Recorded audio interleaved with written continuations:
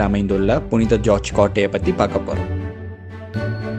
புனித ஜார்ஜ் கோட்டை என்று அழைக்கப்படும் ஃபோர்ட் செயின்ட் ஜார்ஜ் பிரிட்டிஷ்காரர்களால் இந்தியாவில் கட்டப்பட்ட முதல் பிரிட்டிஷ் கோட்டையாகும். இந்த புனித ஜார்ஜ் கோட்டை 1639ஆம் ஆண்டு பிரிட்டிஷ் ஈஸ்ட் இந்தியன் கம்பெனி, அதாவது ஆங்கில கிழக்கிந்திய கம்பெனியின் முயற்சியால் கட்டப்பட்டது. அப்பொழுது வெறுமனே கிடந்த இந்த பகுதி கோட்டை கட்டப்பட்டதால் புதிய குடியேற்றங்கள், நகரங்கள் மற்றும் வணிக நடவடிக்கைகள் போன்றவை வளர்ச்சியடைய தொடங்கின. 1600ஆம் ஆண்டில் வணிக நோக்கத்திற்கு இந்தியாவிற்கு நுழைந்த பிரிட்டானிய கிழக்கிந்திய கம்பெனி தங்களின் வணிகத்திற்கும் பாதுகாப்பிற்கும் ஒரு நிலம் தேவைப்பட்டதால் அப்பகுதி தலைவரிடம் நிலத்தை வாங்கி அதிலே துறைமுகம் மற்றும் கோட்டையை கட்டினர்.